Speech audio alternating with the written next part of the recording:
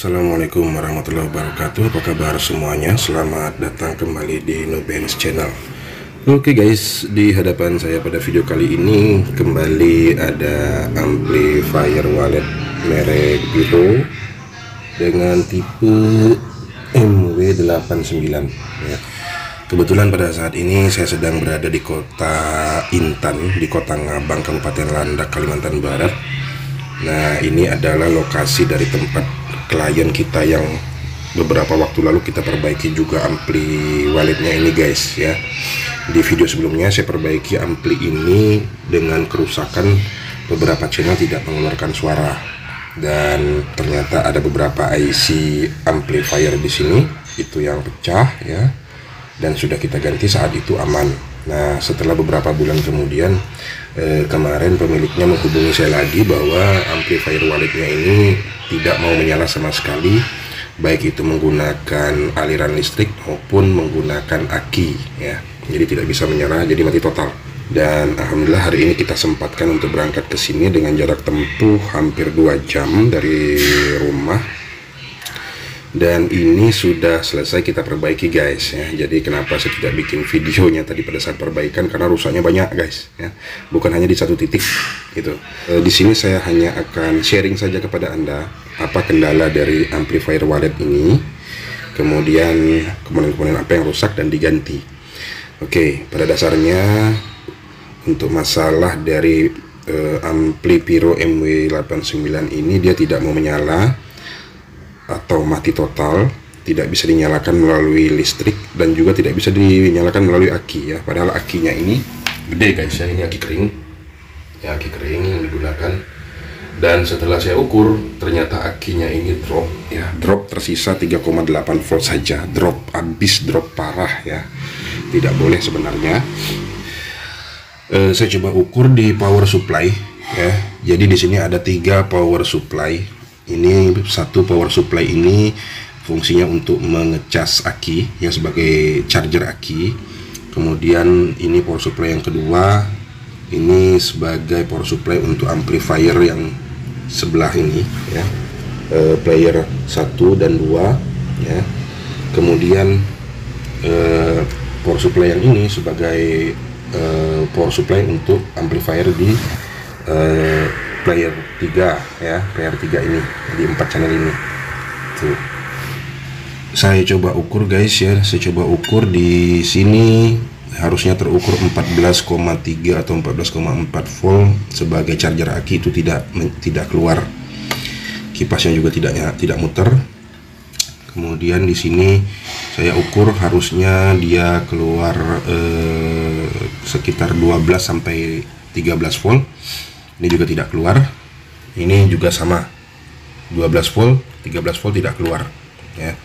Jadi mati semua. Dan setelah saya cek satu persatu per modul power supply ya, jadi tiga-tiganya ini rusak ya. Mungkin kena lonjakan listrik tiba-tiba atau terkena petir ya yang masuk melalui aliran listrik. Nah, setelah saya cek satu persatu ya, ternyata lumayan itu yang rusak guys ya, lumayan ya. Komponen-komponen utama semua yang rusak itu. Oke, di sini saya akan sharingkan satu persatu apa yang rusak dan apa yang saya ganti ya, supaya tidak terlalu lama. Kita bikin videonya singkat saja ya guys. Karena ini sudah sore, kita juga mau pulang ya. Oke, jadi di sini di power supply yang pertama ini kerusakannya itu ada pada MOSFET ini, MOSFET ini ya, transistor MOSFET-nya ini. PS 3568 ini short ya, di short. Nah, kemudian ya ini FET-nya rusak. Kemudian salah satu transistor di sini ini ada 3, 1, 2, 3 transistor yang berfungsi sebagai PMM. Ini transistor yang rusak ini yang sebelah sini ya, sebelah sini ini C1815 ya, C1815. Nah ini ya, ini rusak satu ya. Kita bahas power supply yang ini dulu. Kemudian di sini juga saya temukan dioda bridge-nya ini short ya. Ini sudah kita ganti ya, dioda bridge-nya short. Kemudian fuse-nya ini putus dan fuse-nya ini bentuknya kotak karena di sini tidak ada jual, kita ganti fuse kaca. Nih, ya ini fuse kotak aslinya. Kita ganti dengan fuse ya, kita sesuaikan dengan yang ada di PCB yaitu 2 ampere. Ya, nih. Nah, ini kita ganti fuse ini.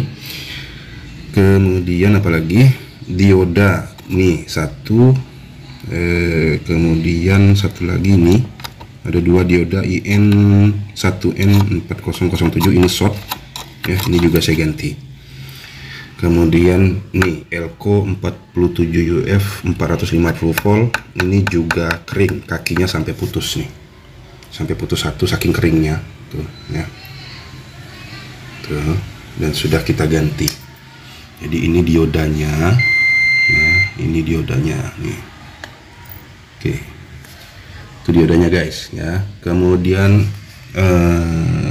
NTC-nya ini aman ya, ini NTC-nya aman, NTC aman, tidak putus ya ini. Oke, jadi itu kerusakan pada power supply yang ini ya. Jadi saya hanya sharing saja guys ya. Jadi yang saya ganti seperti yang saya jelaskan tadi. Untuk power supply yang kedua itu tidak jauh berbeda kerusakannya. Fuse-nya ini putus. Kemudian ini sebenarnya ini nih apa? NTC ya, NTC tuh, NTC 20D, tapi karena di sini tidak ada jual terpaksa kita los ya, kita shortkan saja ini. Kita loskan. Fuse kita ganti fuse kaca, aslinya fuse kotak ini ya. Tuh, kita pisahin ya. Kemudian di sini untuk 3 transistor PWM ini C1815, A1015 dan C1815 juga, ini tiga-tiganya short ya. Ini dia. Oke, ini 1815 short ya, rata-rata seperti ini. Nah, ini 18 sorry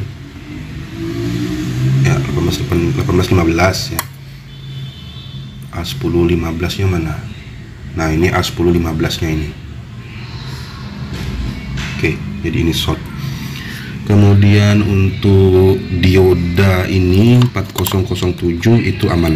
Dioda 2 ini aman. Ya, aman, tidak seperti yang sebelah sini short ya. Kemudian Elco aman dan yang lain-lainnya aman. Oh, enggak, dioda bridge. Dioda bridge-nya juga ya, ini. Dioda bridge-nya short ya, ini sudah kita ganti. Kemudian MOSFET-nya juga short. Nah, ini EPS 3568 short.